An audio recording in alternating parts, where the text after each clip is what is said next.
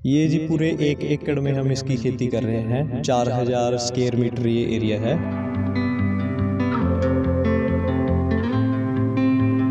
80 to 85% हम organic way से इसको तैयार करते हैं। मतलब जब बिल्कुल ही एट लास्ट स्टेज कभी ऐसा आता है कि हमें कीटनाशक का यूज़ करना पड़ता है, जब उसका प्रभाव बहुत ही ज़्यादा हो जाता है, हमारे नुकसानदायक हो जाता है, तो हम इस पे इंसेक्टिसाइड यूज़ करते हैं।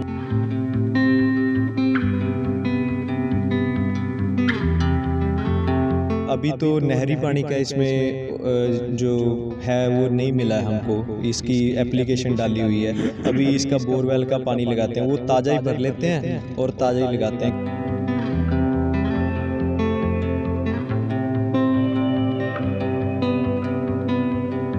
हाँ जी, ड्रिप सिस्टम के माध्यम से पानी देते हैं, इससे पानी की बचत भी बहुत होती है।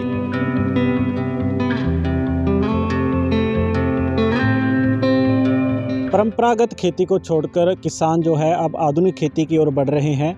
ऐसा ही एक उदाहरण फतेहाबाद के गांव रत्ताखेड़ा में देखने को मिला है, जहां पर पढ़े लिखे सबसे युवा किसान ने अपनी 1 एकड़ में चाइनीज खीरा जिसको हम बोलते हैं उसकी खेती की है। हम आपको वहीं पर हम खड़े हुए हैं। हम आपको किसान से मिलाना चाहेंगे, उनसे बातचीत करेंगे कि कितने एकड़ में वो खेती कर रहे हैं और किस प्रकार इनका वो रख रखाव करते हैं। मनदीप जी, सबसे पहले तो आपका स्वागत है हमारे चैनल में। आप ये बताइए कितने एकड़ में आप ये खेती करते हैं और किस तरीके से इसका रख रखाव करते हैं? ये जी पूरे 1 एकड़ में हम इसकी खेती कर रहे हैं। 4000 स्क्वायर मीटर ये एरिया है। ठीक है जी। और इसका हम 80 to 85% हम ऑर्गेनिक वे से इसको तैयार करते हैं। मतलब जब बिल्कुल ही एट लास्ट स्टेज कभी ऐसा आता है कि हमें कीटनाशक का यूज़ करना पड़ता है, जब उसका प्रभाव बहुत ही ज़्यादा हो जाता है, हमारे नुकसानदायक हो जाता है, तो हम इस पे इंसेक्टिसाइड यूज़ करते हैं। नहीं तो मैं खुद तैयार करता हूँ। वैसे मैं MSc एग्रीकल्चर हूँ, मैं हॉर्टिकल्चर में मैंने MSc की हुई है। तो मतलब उस सारे एक्सपीरियंस को साथ में लेते हुए और उस चीज़ों को यूज़ करते हुए मैं सारी चीज़ें कम खर्च में और ऑर्गेनिक वे में ही इसमें सारी यूज़ करते हैं हम। जैसे फंगीसाइड हो गए, या जैसे गुड बैक्टीरिया की कल्चरिंग करके, मदर कल्चरिंग करके, वो सारी चीज़ें हम इसमें ड्रिप में चलाते हैं, उसी की स्प्रे करते हैं। मतलब कि एट लास्ट स्टेज है जिसमें केमिकल यूज़ होते हैं, वो भी तब जब कोई ऑप्शन नहीं बचता। बाकी सारी चीज़ सेहत के लिए, एनवायरनमेंट के लिए कोशिश करते हैं कि अच्छी चीज़ ही हो जो हम यूज़ करें। NPKs भी हैं, जैसे कि सिंथेटिक NPK आते हैं 19 वगैरह, इन सभी को भी हमने एक अल्टरनेट ढूंढा हुआ है कि वो खर्चा भी बचे और हमारे NPK हैं वो भी ऑर्गेनिक वे में यूज़ करें। ये भी हम ड्रम में खुद तैयार करते हैं अपने NPK हैं जो। तो पानी का इनको कैसे उपलब्ध करवाया जाता है? पानी जी बाहर हमने एक टैंक बनाया हुआ है और वो टैंक में वाटर को स्टोर कर लेते हैं हम।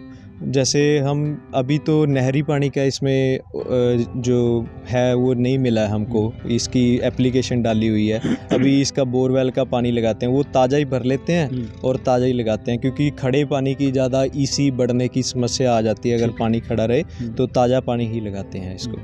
तो ड्रिप सिस्टम के माध्यम से इनको पानी दिया जाता है? हाँ जी, ड्रिप सिस्टम के माध्यम से पानी देते हैं, इससे पानी की बचत भी बहुत होती है। पानी जड़ों में जितना चाहिए उतना लग जाता है। जो भी खाद पानी जो भी चलाना है वो भी सीधी जड़ों में लग जाती है, ज़्यादा अपने को ऊपर से डालने की ज़रूरत नहीं पड़ती। तो इसका ड्रिप सिस्टम का बहुत फ़ायदा है। ऊपर हमने ये मल्चिंग डाली हुई है, ये मल्चिंग से भी मॉइस्चर कंट्रोल रहता है और पानी की बहुत बचत होती है। घास फूस की बहुत सही रहता है, घास फूस कम होता है इसमें। तो मनदीप जी, हम देख रहे हैं नेट लगा हुआ है ऊपर, इसका क्या विशेष कारण है इसमें? ये जो हमने लगाया हुआ है जी, इंसेक्ट नेट लगाया है, चारों तरफ भी और ऊपर भी। इंसेक्ट नेट का यही एक जो है फ़ायदा है कि बाहर का जो भी कीट पतंगे हैं वो अंदर एंटर नहीं करते। ठीक है जी। मतलब जो भी अब प्रभाव इसमें रहता है, या तो कभी अपनी गलती की वजह से आता है, किसी लेबर के कपड़ों पे लग के अंदर कोई आ गया, उसके आगे बढ़ गया, या फिर जो सॉइल बॉर्न होते हैं, जो धरती से उत्पज होते हैं क्योंकि कीट हैं, उन्हीं का प्रभाव रहता है। नहीं, बाहर की सब चीज़ों की बचत है इसमें। हाँ जी। तो सरकार द्वारा क्या अनुदान इसमें दिया जा रहा है? सरकार द्वारा जी, जब हमने इसको लगाया था उस टाइम पे 65% इस पे सब्सिडी थी। ठीक है जी। लेकिन अब वो 65 से 50 कर दी गई है आज के टाइम में देखा जाए तो। और एक सब्सिडी है जो क्रॉप की सब्सिडी मिलती है, वो क्रॉप की सब्सिडी भी हमारे जो सरकार के द्वारा है वो अभी तक रुकी हुई है, मतलब उसका कोई प्रावधान नहीं मिला है हमें, तो वो रुकी हुई है सब्सिडी। उसका भी हम एग्रीकल्चर मिनिस्टर पे हमने डाला हुआ है, एप्लीकेशन दी है कि हमें वो दी जाए, क्योंकि हमारा 31 मार्च से पहले का सैंक्शन हुआ है ये नेट हाउस। हाँ जी। तो आप हमें ये बताइए, इसके रखरखाव के लिए लेबर की ज़रूरत पड़ती है या फिर खुद ही आप इसको संभालते हैं? नहीं, लेबर की ज़रूरत तो बिल्कुल पड़ती है जी। अब देखो ये जो बेलें हैं ऑलमोस्ट ऊपर तक पहुंचने वाली हैं, तो मैंने खुद जैसे लेबर छुट्टी पे थी तो मैंने ट्राई किया 1-2 दिन। वैसे मैं पहले भी मैंने किया हुआ है, हमने 2 साल संगरूर में पार्टनरशिप में नेट हाउस की हम खेती की है। तो अब इस पे एक दिन में अगर एक बंदा फुल दिन भी काम करे तो 2 लाइनें भी वो चढ़ा के कटिंग करके ऊपर तक नहीं पहुंचा पाता। तो लेबर की ज़रूरत तो आवश्यकता है ही है कि पड़ती है जी, लेबर के बिना काम नहीं होता ये। अगर किसान ये खेती करता है तो कितना बेनिफिट इसमें कमा सकता है? बेनिफिट तो जी मैं आपको अगर सही मायने से बताऊं तो एक तो ये मौसम पे भी निर्भर है कि मौसम किस हिसाब से साथ देता है, और दूसरा अपनी मेहनत और जो अपना तरीका है वो कैसा है कि हम इसकी देखभाल कैसे कर रहे हैं। अब कोई अनजान व्यक्ति एकदम से विदाउट टेक्निकल नॉलेज इसमें आ जाए तो ये भी नहीं है कि हर कोई किसान ही कर लेगा, लेकिन थोड़ी बहुत नॉलेज, इसकी ट्रेनिंग्स बाकायदा सरकार लगाती है। ट्रेनिंग में जाओ, अपनी जैसे जिसने पढ़ाई की है वो तो बिल्कुल सही है, अभी उसने पहले सब किया, बाकी ट्रेनिंग लगाओ, सब कुछ इसमें बढ़िया पता चलता है, फिर ही ये खेती करने का फ़ायदा है। और इसमें अगर देखा जाए किसान, जैसे ये सर्दी वाला सीज़न है अपन ने अगस्त में लगाया है, अब इसमें अगर मौसम साथ दे और रेट साथ दे, दोनों चीज़ें साथ दें, तो हम 6 से 6.5 लाख रुपया आराम से प्रॉफिट निकाल सकते हैं। तो प्रॉफिट हम 6 लाख रुपया मान के चलो कि 6 लाख, अगर रेट भी अच्छा हो और मौसम भी साथ।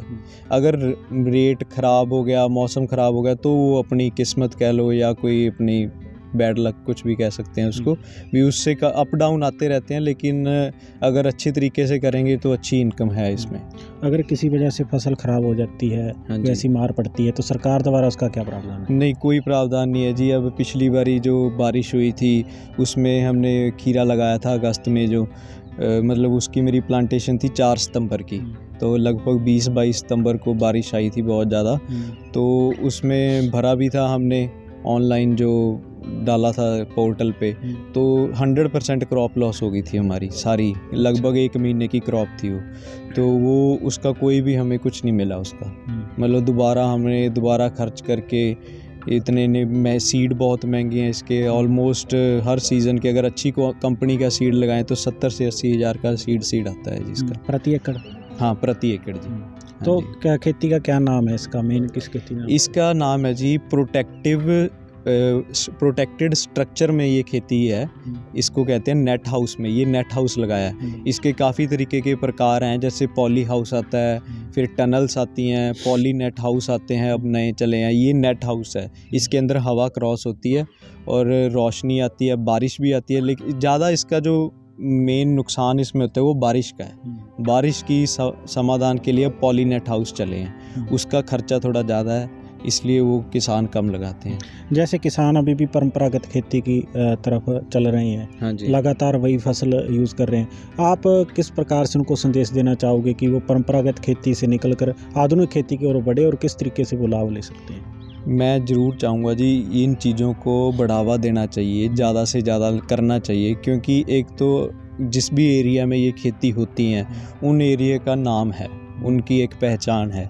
क्योंकि अब देखो करनाल जैसा एरिया है, जो करनाल में हो गया, उसके कुरुक्षेत्र में हो गया, काफ़ी ज़्यादा नेट हाउस हैं और उस एरिया का एक अपना पहचान है, उनको लोग मानते हैं कि वो बहुत अच्छी चीज़ कर रहे हैं। तो इसमें अगर वही बात की टेक्निकल नॉलेज को साथ लेकर चलेंगे तो बहुत अच्छी कमाई कर सकता है किसान।